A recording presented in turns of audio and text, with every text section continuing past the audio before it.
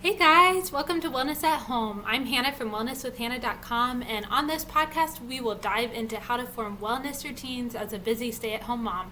So, today we're talking about why wellness is so different for stay at home moms, and then we're talking about what you can do if you're trying to start some wellness routines from scratch. So I'm not talking to you really if you are one of those type A people that is super organized and you're just looking for a couple pro tips to step up your game. This is really someone who's starting from scratch. Who's like, how do I have any routine at all? Maybe you're someone that went from a really busy career where someone else is managing your time for you, and then now you're a mom and you're in charge of your time all by yourself.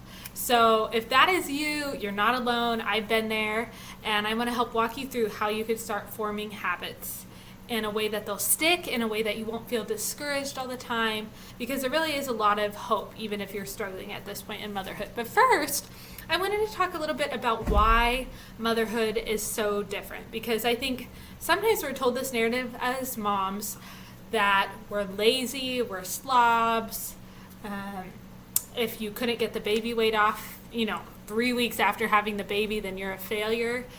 And it could be a little bit confusing as a mom, because in some ways it does feel like there is a little bit of futility in motherhood, right? Where we're going around our house and we're cleaning something and then our toddler comes along and totally undoes it. So there's a sense in which it doesn't feel like we're being as productive. And at the same time, I truly believe that moms are some of the most hardworking people I know. They're the people that are up in the middle of the night with their babies. They're the people that after their babies go to bed, they're researching what's the best non-toxic wipes for their babies. They're researching what's the best foods for them. They're researching activities. They're the moms that are changing diapers and cooking and cleaning and playing with their kid. They're the ones that know how to make their kids laugh.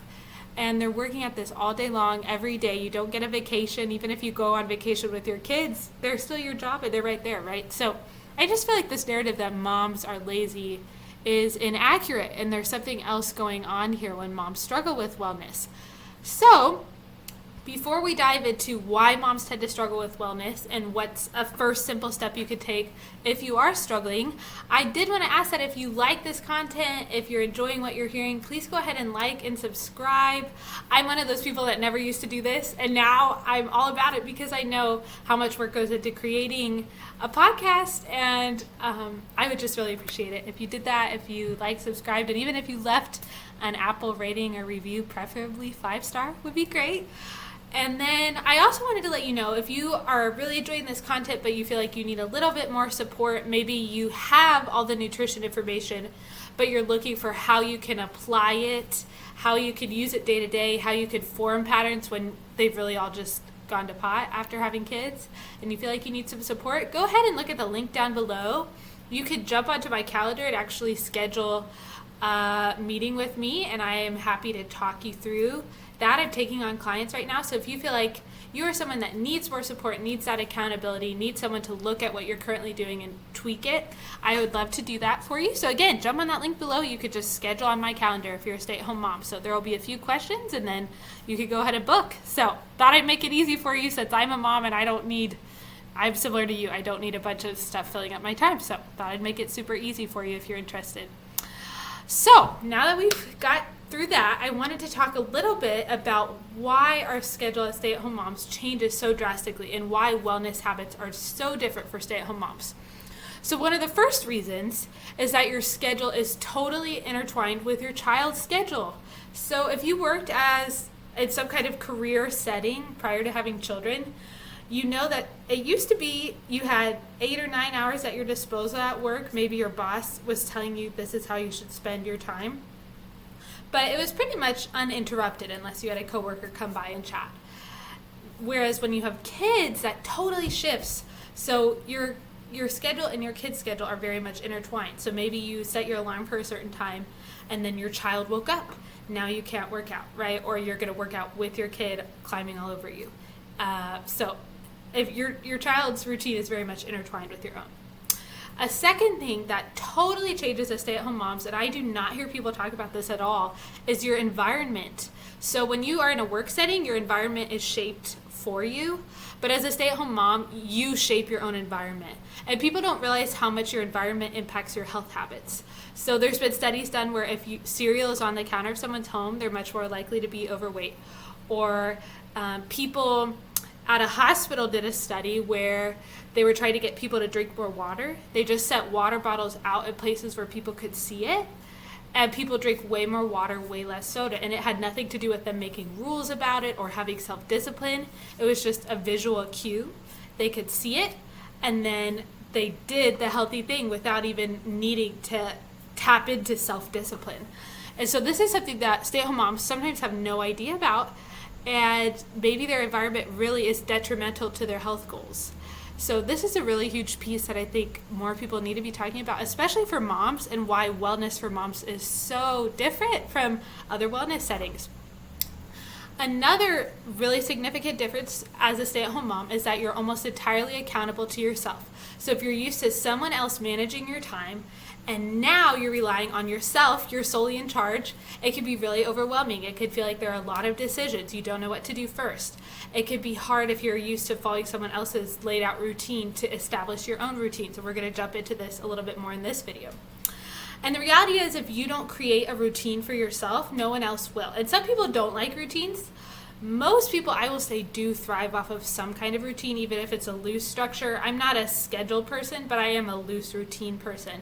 And I will tell you, having routines has helped so much immensely, not only in my wellness habits as a mom, but also in decision fatigue and reducing that. So establishing a routine can be really, really helpful as a stay-at-home mom. So now that we've talked a little bit about why moms struggle, I want to help you see how you can go about creating even just one simple routine in your day, and what that looks like as a mom if you are kind of starting from the bottom of the totem pole, like you have nothing, you have no routine so far. This is what you could do to help establish those routines, and it's something called habit stacking. And this is something James Clear talks a lot about in his book Atomic Habits, and I would recommend you check that out if you haven't already read it. It's a wonderful book. But he talks about this concept called habit stacking. And this is something where you have a habit that you already do pretty much every day. It's a really, really regular part of your life. This could be something as simple as putting your child to bed or waking up in the morning. Something you do every day. And then you attach to that already existent habit a new routine or a new habit that you're trying to incorporate into your life. So an example of this for me was our morning time. So one of the habits that we already had existent in our life was that we would have breakfast, and then my husband would read from the Bible to us. And over the years, that's shifted a little bit. He goes to work earlier, comes home earlier, so I read to the kids in the morning. He reads to them in the evening. But we already had that habit. We always eat breakfast. My kids won't let me skip breakfast. I might try to. I might say, oh, let's go to the park or something. No, we eat breakfast first. So that's a really great habit to stack onto because it's so well established. So I took that habit for my morning time. I knew we were already going to eat breakfast, and I basically had no routines, right? So starting from ground zero. So I added on to the habit of breakfast, washing my dishes right after breakfast. And for some of you, that sounds super, super simple. For me, that was a really, really big step, was washing dishes every day after breakfast. And at first it felt like pulling teeth. It felt like it was taking so much energy just to do that simple habit of washing 3 bowls from our breakfast oatmeal. But over time, it became just like second nature. We just get it from the table, Elliot helps clear it, and I wash those dishes, and it doesn't feel challenging at all. So once you get to that point in a routine where it feels like so easy, you aren't really having to think about it, then it's time you could stack some more. So that's exactly what I did. So I stacked on to after breakfast, I wash dishes. In addition, we also do Elliot's school during that time. And he's 3, so we do math where he adds blueberries together and Jack eats half of them while Elliot is doing blueberry math. And we do a workbook. Sometimes we do handwriting, and then we read a book that I think is good literature for them that's a little bit above his current level. So that's pretty much our school time, but I stacked that right onto breakfast. I then added on folding a load of laundry or putting one in depending on the day and just wiping down my bathroom really fast. And then after that, after all of those were solid, I added in playing a game with my kids. And now I'm adding in practicing a little bit of a quiet time with our kids because my kids are really rowdy and we're practicing how are we in control of our bodies. So we practice sitting on the couch for a few minutes. So I don't need to go into all of that. I'll go into that into another video. But the key there is I had an already existent habit and then I stacked a new habit that I was trying to incorporate into this already existing habit. And that makes it so much more easy to do because half the battle of building habits is remembering to do them. So if you already have a habit that is solid, adding to that is much easier than just starting from scratch and saying at 10 in the morning we're going to do this, even if you have nothing that you usually do at 10 in the morning. So that could be a really, really helpful thing. Another example of how I've incorporated this in my life is at our lunchtime. A lot of times what we do is I'll get their lunch out and then I will get out my computer and I play for them different memory songs that I've grouped together. So I have them all in one playlist and I just want them to learn different scripture memory songs, different, like for example, for toddlers, ABC, counting. We started doing skip counting. We started doing some timeline stuff, but I just want them to learn those things. But again, I'm not a very scheduled person, so I just added it to lunch because my boys will always eat. They are foodies, so they will always eat, and that gives us all that time at lunch to do that. So I hope this helps you as you think about your own life, and for you, it will probably be different from me. Maybe for me, working out was already something I did pretty regularly, but maybe for you, working out is a really big one. I know when I just became a new mom, one of the habits that I did was I would put Elliot down for his nap. Then I would go ahead and turn on my workout video. And that was my cue. This is my time to work out. And I didn't really have to think about it. I just knew that's what I'm going to do during this time. So for you, it could be something like that. It could be a cue where you, every time you use up an ingredient, you put it immediately onto your grocery list. Just something like that. And for some of you, again, this sounds super basic. For some of you, this is mind-blowing that you could have a routine. So wherever you're at in your journey, I would highly recommend using habit stacking, especially if you're a stay-at-home mom and you're totally in charge of your time. This can really help with whatever wellness habit you're trying to incorporate. So again, if you like this video, please go ahead, like, subscribe, leave that rating or review. And then if you want to work on me, jump on down on that link below and grab a time on my calendar where we can talk. So thank you so much.